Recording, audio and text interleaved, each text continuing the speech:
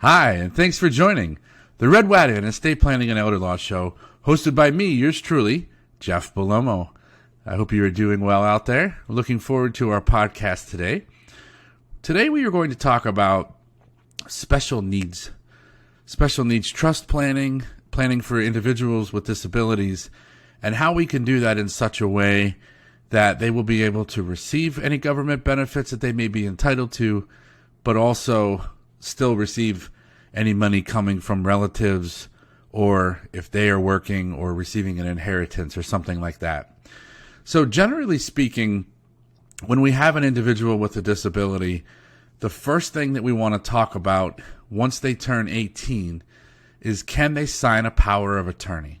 So a power of attorney is a document that authorizes another individual to be able to make decisions, do things on their behalf, make medical decisions. Whatever it may be, whether it's financial, medical related, we want someone authorized to be able to make those decisions once we turn 18. The law says that once you're 18, you're able to make your own decisions. So presuming that when an individual turns 18, they have capacity, they can enter into a financial POA or a medical POA. Now, when you're dealing with an individual with a disability, they may or may not have capacity when they turn 18. So the determination of capacity is made by the attorney who is working with the family on whether or not they should do a power of attorney or not. If the attorney says, I don't believe that the individual has capacity to enter into a power of attorney, then it might turn into what is called a guardianship process, where the parents would file a petition in the court to allege that their son or daughter is not able to make decisions on their own, and that they need a guardian appointed to protect them from unscrupulous individuals. A hearing date is set. There's a citation that is given from the court that gets read to the alleged incapacitated individual, saying there will be a hearing on such and such a date to determine whether or not a guardian should be appointed for you. Then there will be a hearing. At the hearing, there's going to be a doctor testifying. Typically, that's by phone, at least in most counties in the state of Pennsylvania. In our county, that is the case. They would do it via a phone call. The judge will then listen to the testimony of the alleged incapacitated individual, as well as of the doctor and of the petitioning person who wants to become the guardian, to make a determination. First, do they think that the person has capacity to make decisions?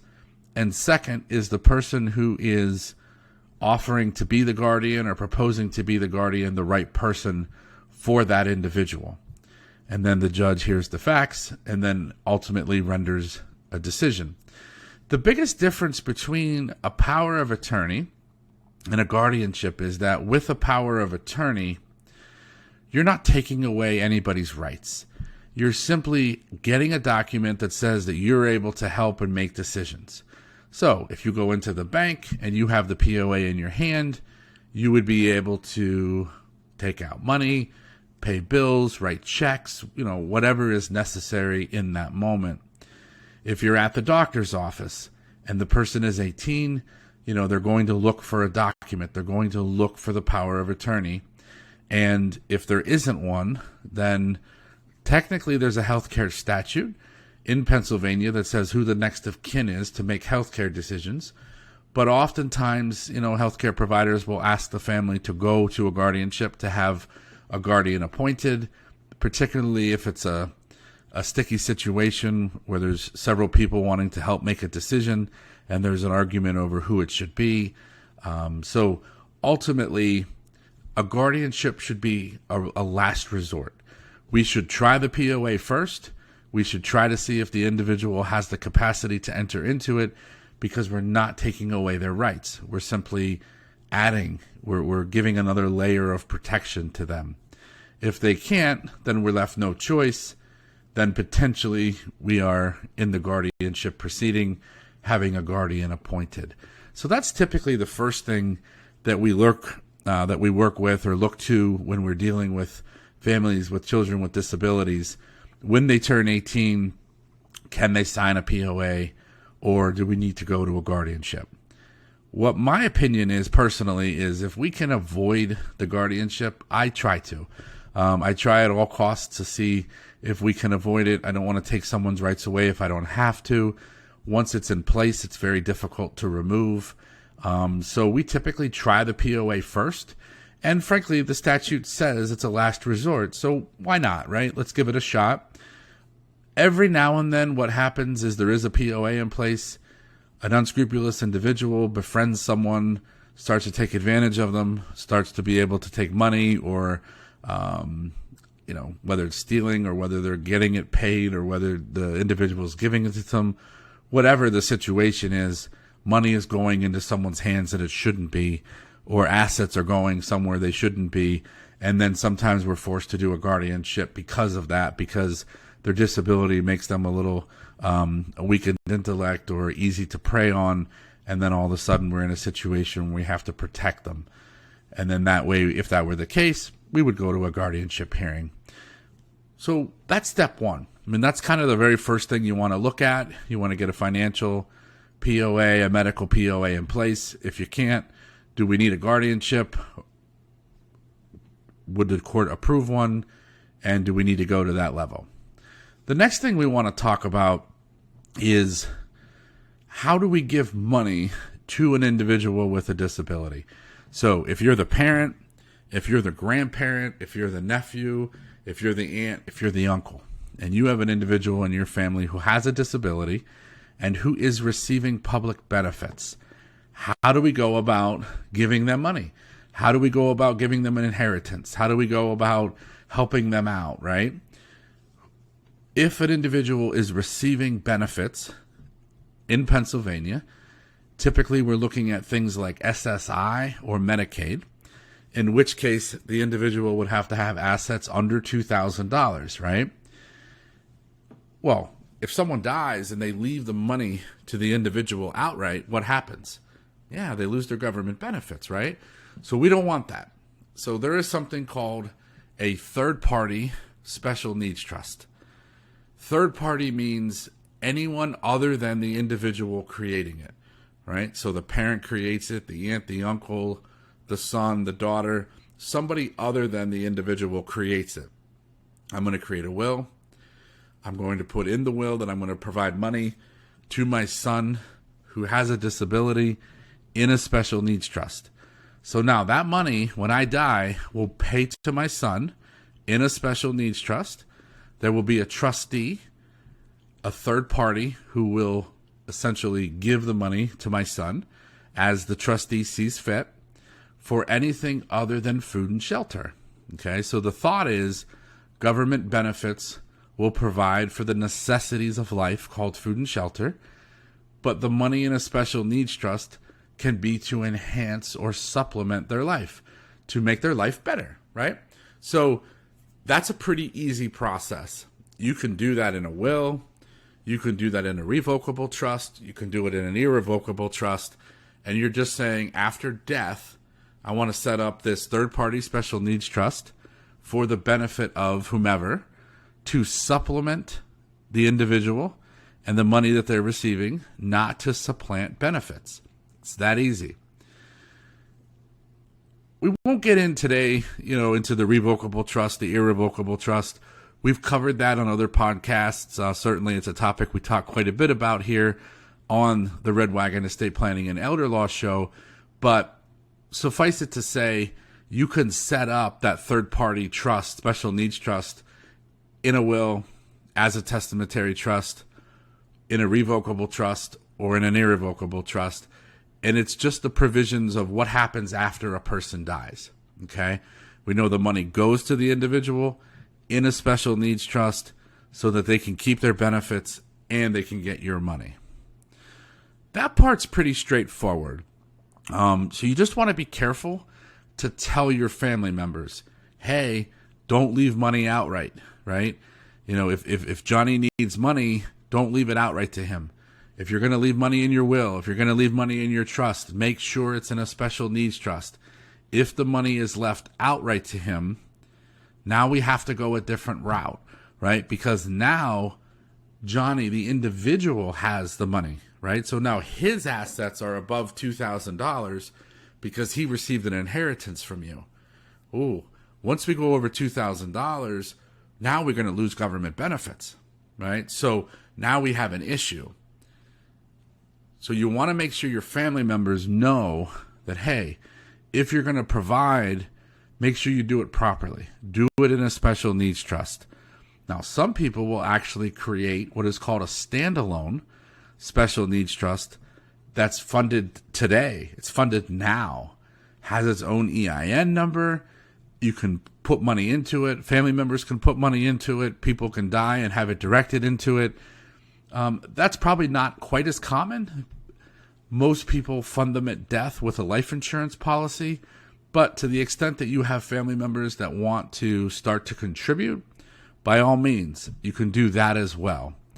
The advantage of waiting until death is that you don't have to worry about whether you have to file tax returns. You don't have to worry about getting a separate tax EIN number. But nonetheless, either way, you can either have it created at death or have it created during life and have people fund it during life, or just have people fund it at death. Totally your call, totally your choice. So now we have to look at the situation where we say, okay, now we're not getting money from other individuals, right? Now it's from me. So if I, Jeff, have a disability and I am receiving public benefits, if I get an inheritance outright, if I get a personal injury settlement outright, if I work too much and I earn too much money and I go over $2,000, now I have a problem. Any one of those situations says, I, the individual with the disability, have too much money in my name. I need to do something with it, okay? Generally speaking, or historically, most people would use what is called a first-party special needs trust. Remember earlier I said third-party, which would be anyone other than Jeff, whereas first-party is Jeff. Either Jeff earned the money, he's receiving the money from an inheritance or from a personal injury settlement. Once it touches my name or my social security number, that money is mine. Therefore, I go over the $2,000 and should be disqualified. Historically, we have used what is called a first-party trust that would be created by me, my parent, a guardian, the court, and it's the ability for me to create a trust to keep my government benefits and then have the money available for me to supplement my life, to enhance my life, not to supplant the benefits that I'm already receiving, right? So it was a great tool, but as part of a first-party special needs trust, there has to be a payback provision.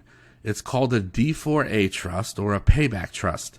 When the person dies, the government gets to look to the money in the trust to get paid back up to the amount of care that was provided, okay?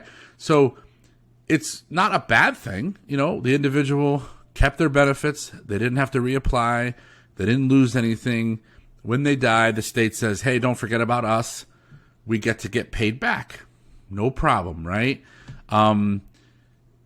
Over time, the federal government and the state government said, hey, we don't like that individuals with disabilities who may be making just too much money, that they're going over $2,000 every month, are hiring lawyers, they're paying thousands of dollars for a special needs trust.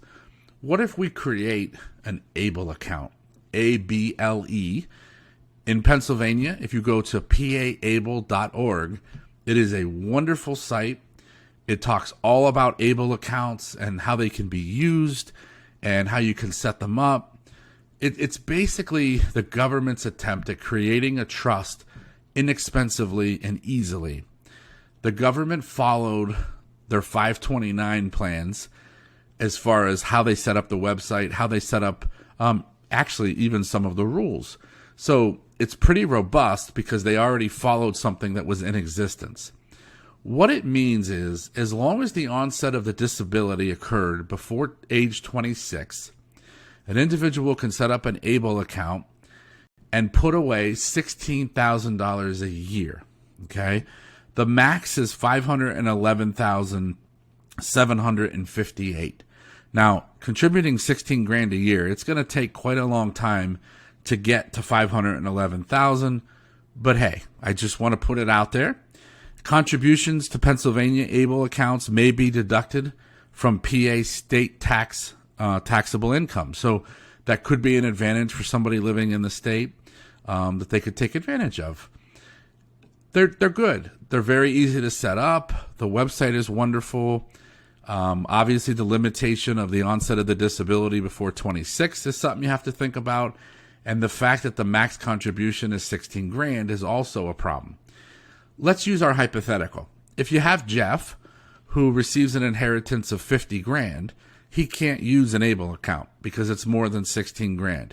If his personal injury suit was $100,000, he can't use it. Where it's really effective is in a situation where Jeff's money is accumulating because of his job or whatever, and he's just going over $2,000 every month, right? He may be $1,000 over, $2,000 over. That would be perfect. Throughout the whole year, you'd probably stay under $16,000. And the use of the money from the ABLE account, in my opinion, is actually more expansive than a supplemental needs trust. They've broadened the definition. So it's really a nice tool, easy to set up, easy to use, easy to take advantage of. If the money is too high, you wouldn't be able to do it. The first party special needs trusts, as we discussed, are still very viable if the money is over $16,000 in a year, or if you think it's going to accumulate to too much money that you would prefer to use the first party. The one thing I want to talk a minute about is we know for a fact that the first party special needs trusts have a right to pay back to the state of Pennsylvania. With ABLE, it's not as clear. In the federal rules, it says that the state may have a right to get paid back up to the amount that's left in the ABLE account. Now, Pennsylvania has taken the position that they are not going to go after ABLE accounts. Okay, so I have presented a couple times with individuals from the PA ABLE office.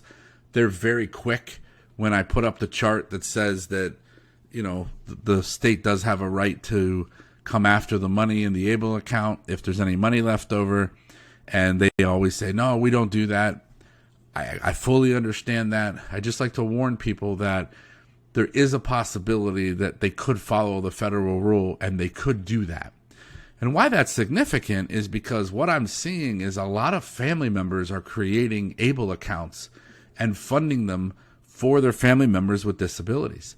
And why I don't think that's a great idea is because we know for a fact that a third party can give an infinite amount of money to a family member, allow them to use it during lifetime, and at death, there's no payback. Third party, right? We talked about that.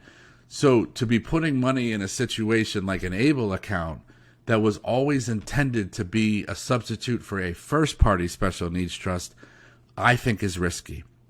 I understand that Pennsylvania is not currently going after it, but I understand that they can if the administration changes. So I just want to get out there and, you know, kind of have people start using it in the way that it was intended.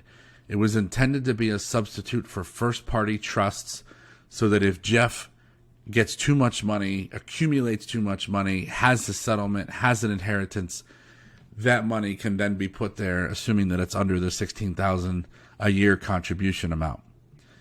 With a first party trust, we can make contributions up until age 65. The other thing that is sometimes available for a first party substitute, or in a situation where the individual gets too much money on their own, is a pooled trust. So a pooled trust is usually a charity, a nonprofit organization. Maybe we have a group of individuals with a similar disability, and they're going to create a pooled trust. The money then can be put into the pooled trust, be made available for Jeff during his lifetime, anything other than food and shelter, help him out to enhance his life, to supplement his life. But then at death, instead of the state getting the money, it stays in the pot for the benefit of the charity. So that's also a very nice opportunity. A lot of nonprofit organizations have them. There's a couple pretty good ones here in the state of Pennsylvania. But I would say as a general rule, most people probably go the route of the able account or the first party trust. Certainly family members would go the route of the third party trust. So I just wanted to mention it and just tell you that it's out there. The one that probably is the most prominent in PA, at least the one that we use the most of, is Achieva Trust, ACHIEVA in Pittsburgh. A great organization. They do have a pooled trust. They also do act as trustee, along with a few other organizations in the York and Harrisburg area and Lancaster area. My advice when you're dealing with special needs planning is to make sure that you have somebody who is knowledgeable in the area and understands the trusts and how to pay out. If you make a mistake, it can cause a big problem, and it's really easy to make a mistake, frankly. So anytime you can get professional advice from Achieva or any local companies who have the special needs trust divisions, I would highly recommend that, just as a matter of course. As always, remember, this is a radio show. This is not meant to be providing legal advice. It does not create an attorney-client relationship. It's here for information and for educational purposes. If you have a fact pattern or a situation that you would like to talk to an attorney, call an attorney in the state that you reside in. So if you're in Pennsylvania, give us a call. We'd be more than happy to help. We're at 717-845-5390, 717-845-5390, or check us out on the web, www.belomoassociates.com. We hope you enjoyed this podcast on the Red Wagon Estate Planning and Elder Law Show, where we talked a little bit about special needs trust planning, first party versus third party. And under the first party context, we talked a little bit about able accounts, first party special needs trusts, pooled trusts. And under the third party side, we talked about third party special needs trusts and whether we should create them at death, maybe by using a life insurance policy, or during life to have it set up so that people can fund on a regular basis. We also talked a little bit about powers of attorney and the difference between a power of attorney and guardianship, and when you may want to use one or the other. If you have a real situation, please give us a call or give an attorney a call that is licensed in the state that you live in and who has the knowledge area and the knowledge base for that area. So we want to thank you very much for joining us on the podcast today. We look forward for the next podcast and the next topic that we're going to talk about on the Red Wagon Estate Planning and Elder Law Show, where we discuss all things estate planning and elder law. Have a great day, everyone.